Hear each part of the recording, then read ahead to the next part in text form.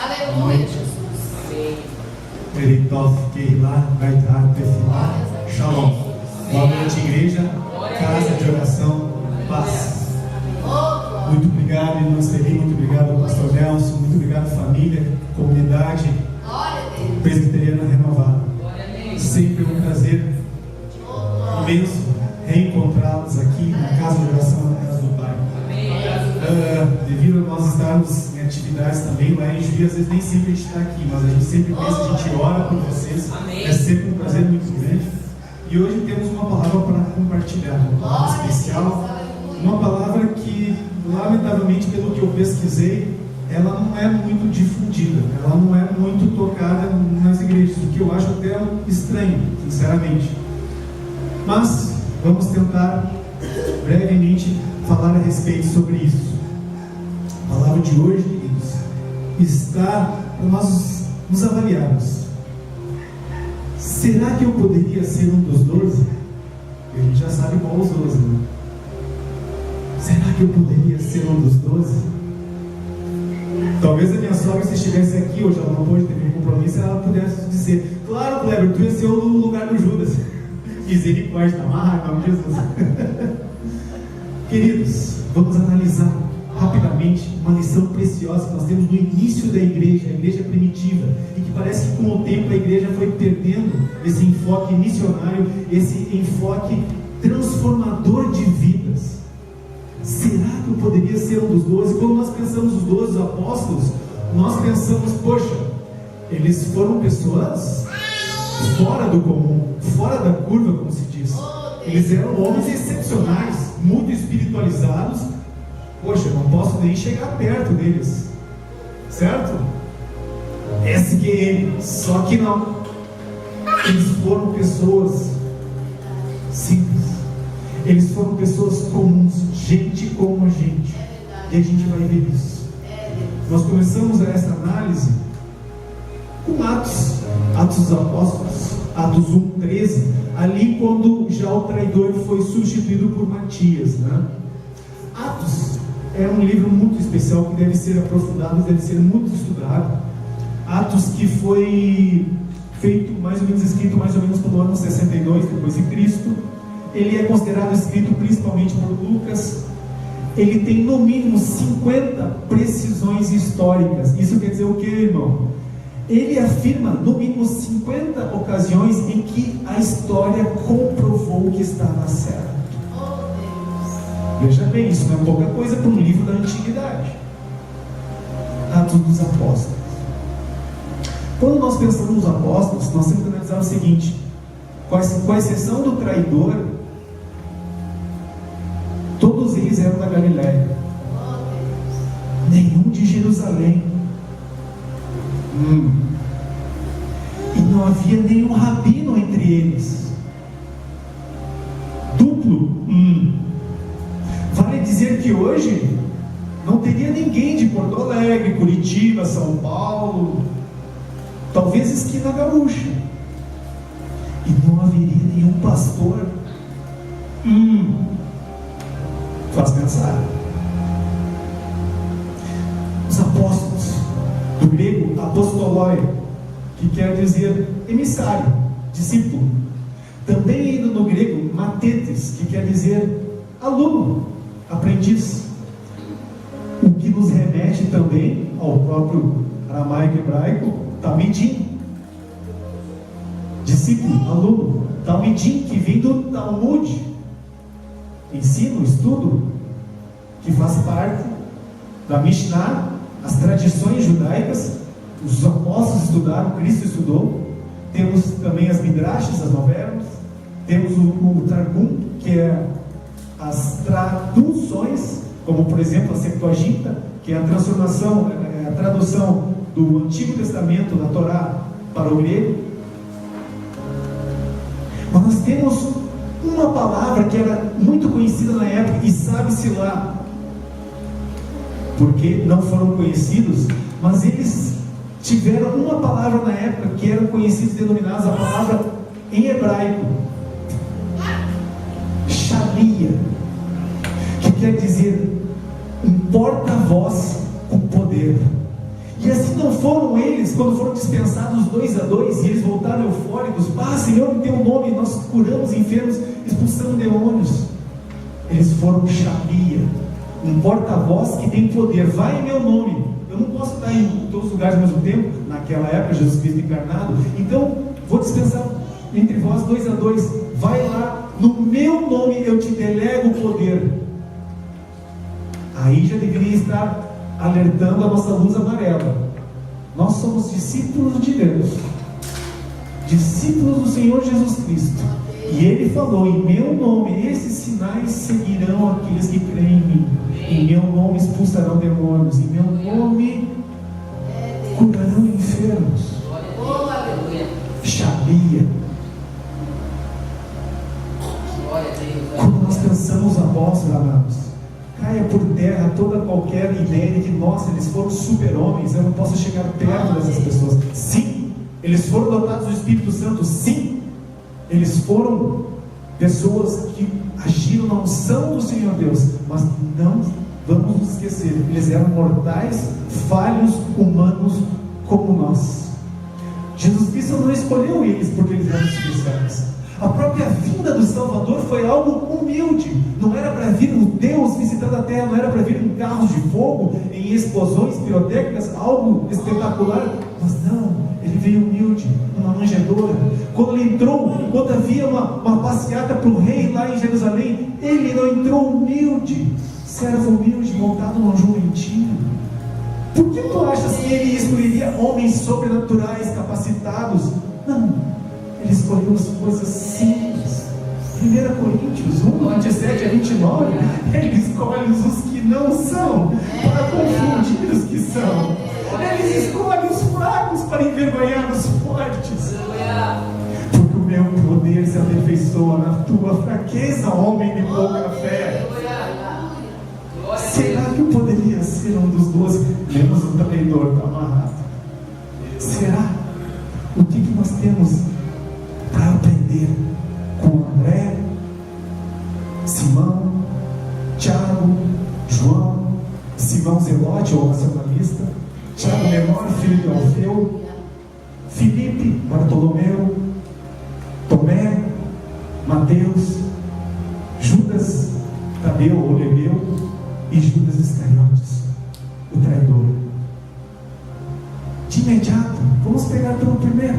Sabe que eu me surpreendo analisando a vida desses homens que entregaram tudo para Deus e receberam tudo já nesta vida. Receberam inclusive açoito, receberam inclusive mortes terríveis, mas receberam a glória, a Shekinah, desde já, neste lado da vida, neste lado da eternidade.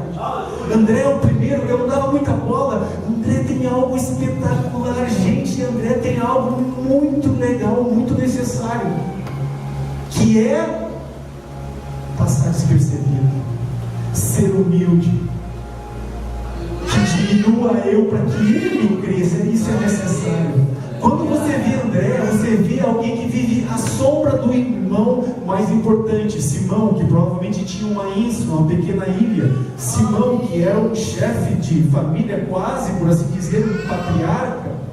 Ele vivia à sombra, e ele não se importava em ser o segundo ou talvez o terceiro. Ele não se importava em viver à sombra do grande irmão, que era um líder nato. André, do grego varonil, sua equivalente feminina, Andréia, corajosa. André, toda vez que você vê André, praticamente ele está apresentando alguém a Jesus. Ei, missão, não é isso que nós devemos ser e fazer? Apresentar alguém para Jesus. Você canta, glória a Deus. Você louva, glória a Deus. Você ora, glória a Deus. Você interage, você expulsa demônios, glória a Deus. Você tem o dom da palavra, glória a Deus. Você é pastor, glória a Deus. Mas a nossa função básica é apresentar alguém a Jesus. É isso. Você olha para André, você vê uma placa, Jesus, ali, ó, ele, só. André foi o primeiro missionário. Ele não foi apresentar Pedro a Jesus? Aí, ele estava junto com João Batista, foi até Pedro. Nós encontramos o Mestre, o Messias, a Machia, o prometido, o ungido. André não só foi o primeiro missionário, como foi o primeiro missionário internacional. Ele não apresentou os gregos a Jesus? Ele vivia a sombra, mas ele não se importava com isso. E a igreja aprende algo muito valioso, já foi constatado, já foi feito pesquisas. O melhor jeito de apresentar Jesus é a um, individualmente. Nós somos frutos disso. Um casal teve tempo, se dedicou a nós para apresentar Jesus a um ao Senhor Jesus Cristo. Amados, me perdoem se hoje eu estiver bem esquisito para compartilhar essa palavra. O inimigo tentou, até agora estava lutando contra uma rinite alérgica, eu acho, mas o inimigo está vencido. Vamos levar a palavra de Jesus. Até eu brinco, acho que é uma rinite alérgica. Eu tenho alergia segunda-feira que está chegando. Misericórdia. Temos então quem? Temos a seguir seu irmão, Simão. Os dois irmãos, eles moravam no pequeno vilarejo de Betsaida, que depois eles se mudaram para Cafarnaum, cidade do profeta Naum. As duas localidades perto do norte do mar de Genezaré, mar de Tiberíades, mar de Quinerite, porque também o hebraico Quinerite quer dizer harpa, porque lembra uma harpa, mas é mais conhecido por Mar da Galileia. Que a gente sabe que não era um mar, mas era um grande lago com ondas de até 3 metros, enfim. Eles foram para lá.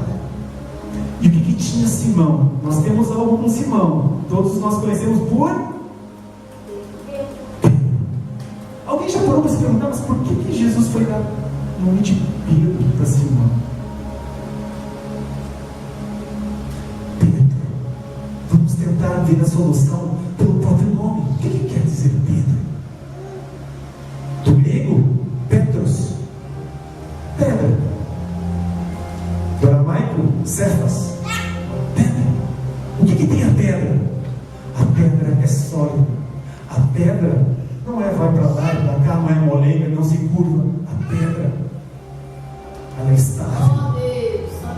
Porque Jesus viu que em Pedro, o que tinha Pedro? Pedro era instável. Pedro era ambivalente. Hoje seria quase um bipolar nos dias de hoje. Pedro tinha algo muito legal, ele era transparente, ele tinha aquele ímpeto. Quem que foi o primeiro que pulou fora do barco? Aquele mar pegando, aquela agitação, aquelas ondas. Eu vou, se tu dizes para ele, eu vou, Senhor, eu vou. Não, Senhor, eu jamais vou te abandonar, Senhor. Pedro era o primeiro que, sabe, tocou, ele já salta na frente. Só que falta constância. É para valer isso, Pedro? Tu me amas, Pedro? Ele não perguntou uma, ele perguntou 3 vezes. Até pelo costume judaico, era necessário no juramento fazer 3 vezes. 3 vezes, você lembra, no Antigo Testamento, você se divorciava da mulher. 3 vezes. Tu me amas, Pedro? Porque o Pedro tinha isso, ele era muito assim. Ele ia na frente, os outros ficavam, sabe? Será que eu pergunto? Será que eu falo? Pedro ia lá e, de cara, ele era transparente. Mas faltava constância. Então Jesus deu esse nome. Pedro, Simão, eu sei que tu é Bar-Jonas. Os judeus têm essa história, eles conhecem muito naquela época as pessoas por Bar, filho principalmente, Bar-Jonas, filho de Jonas. Jesus Cristo, provavelmente na época, lá no seu vilarejo, ele era conhecido provavelmente por Bar-Jonas, filho de José. Eu sei que tu é Bar-Jonas, mas eu vou te dizer, Simão, tu és Pedro. Em cima dessa rocha, dessa solidez, dessa constância, é que nasce a minha igreja. Com esse propósito firme, com esse compromisso. E veja, apesar dessa personalidade dúbia, fraca, que oscila, Jesus crê, Jesus transforma, a ponto de transformar um homem assim. Um homem que é capaz de dizer, está lá em 1 Pedro 4,8, que nós devemos nos amar, um amor intenso um para com os outros. E esse amor intenso do grego, ekdes, quer dizer esticado ao limite, até antes de quase arrebentar. Por sinal da mesma raiz grega que quer dizer preocupado. Você é esticado em várias direções, não vai a lugar nenhum. Isso é preocupação no grego. Eles dizem, você não vai a lugar nenhum, mas você só fica pressionado. pressionado, quase arrebentado. Isso é preocupação. Mas Pedro usa outra palavra, usa Hermes, no sentido de que nós devemos amar uns aos outros, quase a gente não se aguentar mais. E isso só vem do alto, amados. Isso é só Jesus trabalhando em nossas vidas. Meu Deus. Nós temos Filipe. Mas a gente não deve confundir Filipe com o diácono, aquele de Atos 6, aquele que apresentou, foi lá na autoridade de Etíope, lá, o Etíope, entende o que diz? Não, aquele era outro. Filipe era muito metódico, muito pensativo, criterioso, e isso muitas vezes nos afasta do sobrenatural de Deus. Isso esfria o nosso amor. Temos Simão Zelote. Quem é Simão Zelote? Gente, Simão Zelote é algo que deveria, entre aspas, escandalizar as igrejas. Tem igreja que misericórdia, Pai do céu. Tem coisas que eu vou passar dessa para outra e eu não vou entender. Tem igrejas que impedem alguém que tem uma vida pregressa toda errada, toda torta, que ainda está errado, toda torta. Tem igreja que impede de irmão entrar dentro de uma igreja, porque, veja, você olha os outros, que falta de respeito, você não está santificando esse lugar. Amado, dá uma olhada quem foi a igreja de Jesus, quem foram os 12. Jesus chegou a ter hoje seria, sabe quem? Um terrorista entre os 12.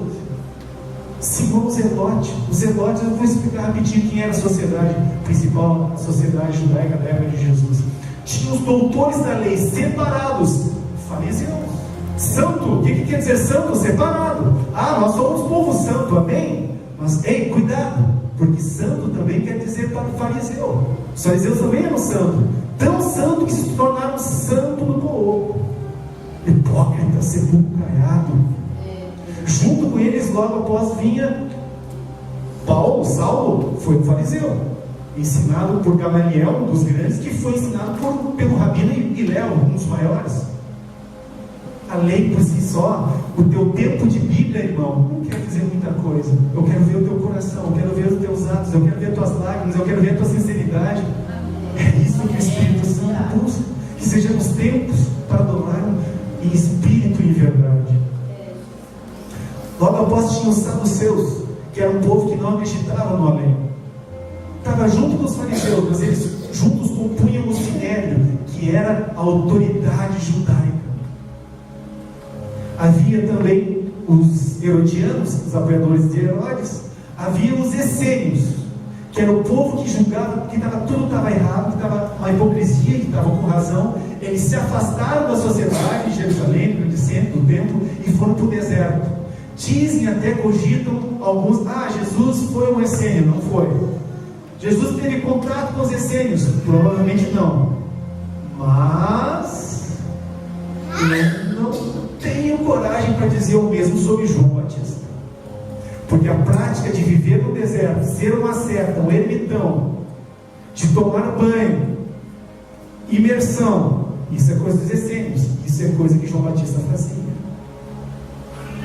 De qualquer forma, e havia os zelotes, era um outro componente da sociedade judaica naquela época, também conhecido por nacionalistas. Os zelotes era gente que queria expulsar o exército invasor de Roma na base da violência. Eles entraram no exército, vamos pôr um exército como foi antigamente Davi, Salomão, e vamos tirar essa gente na base, espada contra espada. Eles eram, por assim dizer, terroristas. Hoje seriam considerados terroristas, porque eles atacavam de forma não tão terrorista, porque eles não atacavam a população em geral, mas eles atacavam os soldados, mas por traição, por guerrilha. Tanto também eles conhecidos por sicários, que carregam a sica, que é uma adaga meio recurvada, que eles pegavam traiçoeiramente, pegavam a pessoa, perfuravam e saíam correndo. Tanto é que Jesus falou: estão vendo essas paredes aqui? Não vai sobrar pedra sobre pedra. E no ano 70, Vespasiano, o imperador, tirou. E o último levante que foi massacre. Inclusive não tirou pedra sobre pedra. A gente não deve interpretar literalmente, porque sobrou o Cotel, o Muro das Lamentações, que fica no Muriá, está lá até hoje. Mas enfim, o reino de Jerusalém foi arrasado e nunca mais se levantou. O que aconteceu? Eles foram resistir em Massada, no deserto. Massada, que quer dizer fortaleza, lugar seguro, que não foi, porque o exército foi lá e mataram mais de 1000 judeus. Justamente os zelotes. Até hoje o exército, as forças de defesa de Israel, eles fazem juramento lá em Massada, lá no alto do deserto, perto do Mar Morto. E eles dizem, nunca mais nenhum exército vai nos aniquilar, não no nosso território, no território que o Senhor Deus nos deu. E está lá esse povo resistindo bravamente até hoje. Amados, o que Jesus fazia com um terrorista? Aquela ocasião no Getsemane, em que é cortada a orelha de Malco, ali fala que foi Pedro, Simão. Eu não sei se não houve algum erro de tradução, que tem tudo mais a ver com Simão Zelote, que carregava uma sica, uma espada. O que Pedro ia carregar? Uma espada. Mas enfim, está lá registrado, fica isso. Se até um bandido, um criminoso, um terrorista Jesus tinha para mostrar que o reino não é pela força, não é pela violência, se até isso, será que nós temos coragem hoje de barrar as pessoas, de fazer acepção? Não, você é vagabundo, você é bêbado, você é drogado, você é maltrapilho. Quem somos nós? Veja o poder de Deus na igreja, de Jesus, de mudar vidas. Nós tínhamos junto, o Felipe foi lá apresentar. A seguir nós temos Bartolomeu. Como eu disse, os filhos são conhecidos lá em judeus. Bartolomeu, Bartomai, filho de Tomai, mas ele era mais conhecido também, claro, seu nome, Nataniel, que quer dizer presente de Deus ou feito por Deus. Gente, Nataniel ou Bartolomeu tem algo, pastor Nelson, que eu me arrepio. Eu acho que dos 12, esse eu poderia dizer, esse é um dos que está melhorzinho na foto, tipo, esse está bem qualificado, está bem no retrato, junto com o André, que foi humilde, fez o que nós devemos fazer. Mas Nataniel simplesmente vai lá, Jesus, Deus, vamos falar, Deus entre os homens, e vai lá, e olha no teu olho e diz: eis um verdadeiro israelita, em quem não há fraude, não há farsa. Gente, eu me arrepio. Tenta você se colocar no lugar. Deus chega para ti e te diz: você é verdadeiro, você é um verdadeiro adorador. Podem me levar para o céu, eu já ganhei meu galardão. É Deus te aprovando, meu irmão. Tudo vai ótimo, tudo vai bem, e lá vem o fator humano para provar que não somos super-homens, eles não eram excepcionais, pois o mesmo Bartolomeu, Nataniel, e dá essa derrapada. Mas pode vir alguma coisa boa de Nazaré? Estava tudo tão bem nessa derrapada. Ó homem de pouca fé. Vamos tentar aliviar a barra de Nataniel. Seria como hoje dizer, mas pode vir um grande homem poderoso na fé, ungido, cheio de dons, um grande pastor de, sei lá, esquina gaúcha? Porque Nazaré, vamos combinar, gente, não era nada do nada do nada. Era a mosquinha no rabo do cavalo do ungido. Porque a própria Nazaré, eles tinham um preconceito do próprio Nazaré, da própria Galileia, e Nazaré era menor que Galileia. Galileia quer dizer Galil, quer dizer círculo, o círculo dos colonos, dos ignorantes. E Nazaré era menos ainda, era ignorada pelos próprios. Pedro foi identificado lá pelo pessoal: você é um dos 12, e ele disse: não, eu não, por causa do seu sotaque. Eles eram gramatórios, eles eram analfabetos, e grandes deles tinham aquele sotaque interior, sabe o que eu estou dizendo? Pode vir alguma coisa interessante lá daquelas brotas? Não sejamos preconceituosos, gente. Não vamos julgar o livro pela capa, não vamos julgar a igreja por ela ser pequena, por ter ido gente humilde. Fica uma grande lição. Temos a seguir, temos Tomé. Tomé, que deveria ser o símbolo daqueles que pesquisam, daqueles que são mais criteriosos na palavra de Deus. E isso não tem nada mal. Paulo fala, Jesus fala, examinar as escrituras. Paulo fala, Ele elogiou os bereanos da igreja de Bereia porque eles examinavam as escrituras. Tomé era mais criterioso. Tomé seria o cientista dos cristãos. Mas o problema de Tomé é que faltava aquela unção, aquela intimidade, como os discípulos na estrada de Emaús. Se lembra que mesmo eles não vendo que era Jesus, algo queimava-lhes o coração. Enquanto os outros já estavam crendo na possibilidade de Jesus ressurreto, Tomé ainda estava, não, se eu, mesmo que vocês tenham visto, não, se eu não ver aqui os furos dos pregos, se eu não tocar no meu, não, algo do tipo, será que ele ficou revoltado, repreendido, ou ficou puramente cético?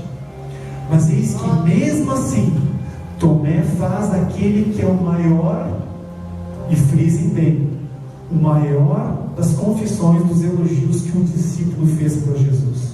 Tomé fez o maior dos elogios, das confissões, do reconhecimento que qualquer discípulo fez. Porque ele, homem judeu, ele disse, verdade, depois de ter tocado o mestre, mas ele disse, Senhor meu e Deus meu. Porque nenhum judeu poderia dizer que um homem é Deus. Isso é escândalo, tanto que o próprio sumo sacerdote se escandalizou das duas vestes, porque nenhum homem é Deus naquela época. Tomé teve a coragem de reconhecer e dizer e professar isso: Senhor Deus e Rei. Contra Roma a todo custo, queria matar com espada a Roma. E do outro lado tinha um colaborador de Roma, um judeu traidor. Como é que esse zelote não matou esse traidor? É só Jesus para explicar. Como é que eles conseguiram conviver isso? Pois, Mateus, uma coisa que eu sempre fiquei em dúvida, que coisa louca isso, que coisa maravilhosa esse evangelho. Como é que simplesmente Jesus passa e diz, Mateus, vem, me siga. Bem, será que só eu perdi alguma coisa? Você está lá no teu trabalho, está lá tarefado, eu tenho que fazer isso, não sei o que para o meu filho, eu tenho que pagar essa conta, não sei o que, eu não posso atrasar, essa tarefa aqui, não sei o que. Passa lá o mestre e diz, vem. Você larga tudo e vai. É interessante que a palavra de Deus, ela é esplendorosa, é formidável, fascinante. Ela explica algumas coisas demais que às vezes não tem importância nenhuma. Por exemplo, eu não vejo muita importância, humildemente falando, a genealogia, tu pega lá no Antigo Testamento, você pega lá, sei lá, em Juízes, lá, porque esse foi rei, foi pai de não sei de quem, que foi filho de não sei de quem, que foi pai de não sei do que, desse, tem toda uma genealogia, tipo, mas o que isso me diz a respeito? Ela é detalhada em certas coisas que não acrescenta muito espiritualmente falando, não sei se você está me entendendo. Em compensação, tem outras coisas que tu precisa saber mais detalhes, ela simplesmente se cala. Jesus disse, vem, e ele seguiu. Mas, ei, atenção, Mateus seguiu, mas será porque ele já não era um instrumento da palavra? Porque, veja,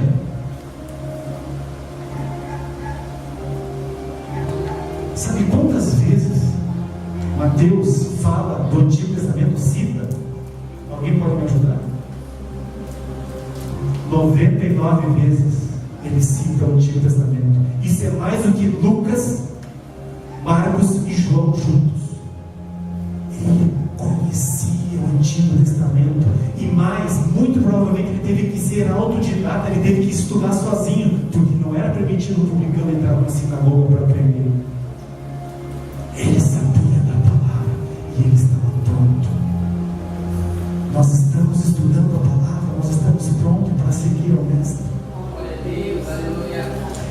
Tiago e João, os irmãos, que causaram escândalo quando a mãe deles foi lá, olha, ajeita um lugar junto no céu, lá bem pertinho de ti. Os outros ficaram enciumados, que história é essa? Tiago e João, filhos de Zebedeu, mas que Jesus colocou o nome deles de Boanerges, filhos do trovão. Por que Jesus colocou um nome? Nós já passamos por isso. Olha que interessante. Se em Simão Jesus colocou um nome para lembrar o que ele deve ser, Você não deve ser oscilante, ambivalente. Sim, sim, não, não. Então tu tem que ser uma pedra. Tu tem que ser Petros, tu tem que ser Cefas. Se Jesus colocou um nome para Pedro, para lembrá-lo do que ele deve ser, com os irmãos Boanerges foi o contrário. Ele colocou um nome para lembrar do que eles não devem ser. Vocês não devem ser filhos do trovão, prontos para querer jogar. Senhor, quer que a gente olhe para que caia fogo nessa gente que está desrespeitando? Eles eram temperamentais, por que não dizer sanguíneos? Filhos.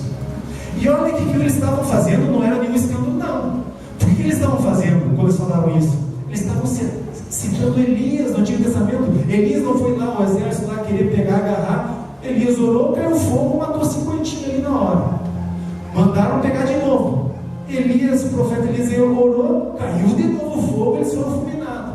Até que o próximo já viu quem estava lidando, foi, com o perdão da palavra, com o rabinho entre as pernas, e, por favor, poupe minha vida, é que o rei está mandando, então eu vou te dar uma trégua. Eles simplesmente estavam orando nesse sentido, da mesma forma que aconteceu com o profeta Elias. Senhor, tu queres que caia fogo para moralizar esse povo indecente, como caiu em Sodoma e Gomorra? Calma, gente, não sejam filhos do trovão, não sejam prontos a criticar teu irmão que está tentando lutar contra o seu pecado. Tu é pronto para criticar o outro? Calma, vê, analisa a questão um pouquinho mais com calma, mais com amor. Amor. Tiago foi quem teve seu martírio descrito no livro de Atos do Novo Testamento. E João, o profeta do amor. Pedro, Tiago e João eram o círculo íntimo de Jesus. Subiram ao monte Tabor. João, o profeta do amor. Ele fala 45 vezes verdade, a palavra verdade, no Novo Testamento. Ele falou 80 vezes a palavra amor. É Jesus transformando vidas, trabalhando vidas, preparando vidas para o Evangelho, para a boa nova. Nós temos Tomé, já foi falado, o Dídimo, né? O gêmeo. Nós temos agora aqueles personagens complicados. Temos Judas Tadeu, ou Judas Tebeu, meio-irmão de Jesus Cristo, que quer dizer filho de colo, criança de colo. É mais ou menos como um Judazinho. O que faz uma pessoa tão frágil, tão simples, tão pacata, como um Judazinho, filho de colo, junto com Simão Zelote, o guerreiro? Veja como era heterogêneo o grupo dos 12. Isso também tem uma lição, amados. Se no princípio da administração dizem que a gente precisa, aves de mesma plumagem voam juntas, tu precisa se reunir pessoas que tenham ideias próximas, mas para executar tarefas. Porque para pensar coisas, para administrar, você precisa de ideias diferentes, você precisa de grupo diferente, pessoas diferentes para colaborar. Porque se você se cercar de pessoas que pensam exatamente igual a você, como que você vai crescer? Mas cuidado, nós temos também aí Judas Iscariotes. Eu disse no começo que, com exceção do traidor, o pessoal era da Galileia. Judas Iscariotes. Ish, do hebraico, o homem, Queriote, da cidade de Queriote. E Judas, olha que irônico, lamentavelmente, deploravelmente irônico. Judas vem do nome Judá, que quer dizer Jeová guia. Misericórdia! Ninguém foi mais guiado por Satanás do que Judas. Judas nos dá uma grande lição. Judas nos dá alienação e decepção, porque Judas via que o mestre, o Messias, deveria ser um mestre guerreiro, o novo Davi, que ia libertar Israel, ia chutar para longe o exército invasor, ia dar uma grande tunda nos romanos. Ele esperava isso, um líder guerreiro. Alienação e decepção, porque até mesmo o Zelote, Simão Zelote, o guerreiro, viu mais tarde que o Evangelho do amor, o Evangelho de Jesus Cristo não é pela arma. Não é isso. Meu reino não é de sangue. Não é isso. A minha autoridade não é essa. Mas Judas não se conformou. E o interessante é que quando o mestre falou do traidor, ninguém suspeitou de Judas. Ele se infiltra na igreja. Ele é o santarrão. Ele não, esse homem é santo, essa mulher é santa. Não, eles jamais poderiam fazer tal coisa. Pois Satanás se infiltra justamente em quem tu menos suspeita. A ponto que Judas foi tesoureiro. Pode uma coisa dessa? Amados, quando nós pensamos no dos 12, nós podemos ser sim um dos 12, nós devemos ser um dos 12. Nós estamos aqui numa campanha de oração. Vamos orar, vamos levar as nossas súplicas, mas não sejamos um clube evangélico de pedintes. Vamos oferecer a nossa vida, o nosso coração a Deus, para que Ele nos transforme. Glória a Deus, aleluia. Esse é o poder do Evangelho, a capacidade de nos transformar um dos 12. Porque a todos os sinais nós não podemos endurecer os nossos corações, porque os judeus endureceram os corações até hoje, e tem muito crente cristão que endurece, ainda que não entende a teleologia da palavra, o significado, o que ela quer nos levar.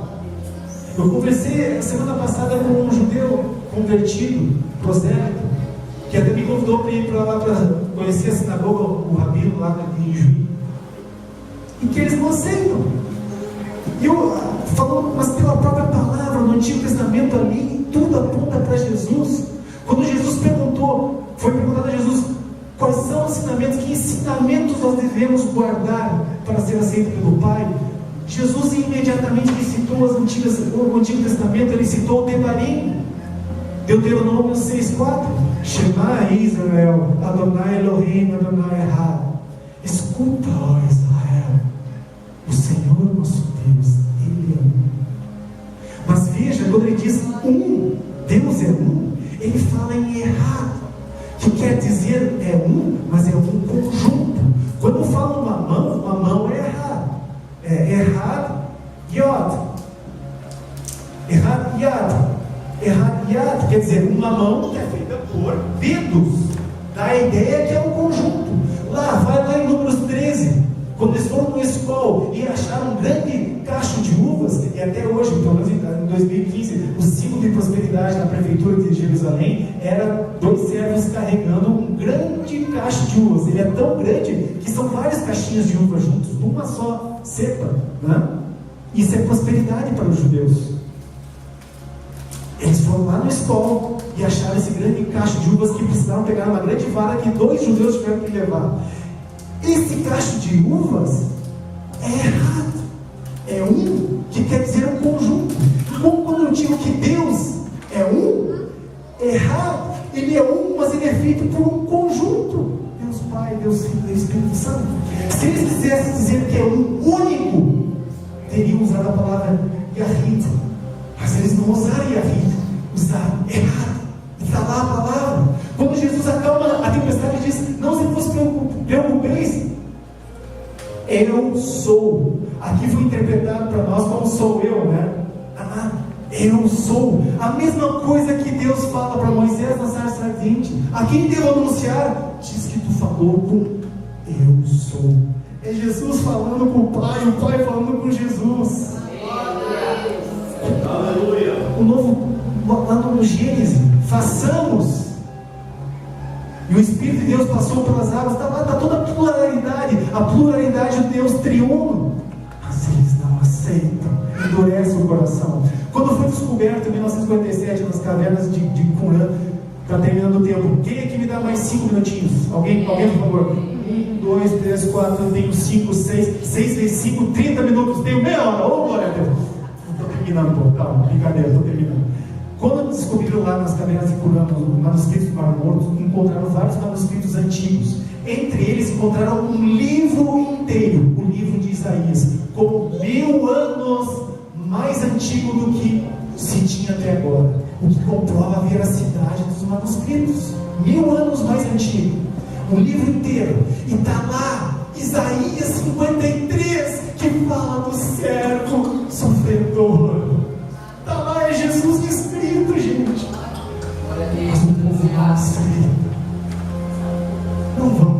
endurecer nosso coração.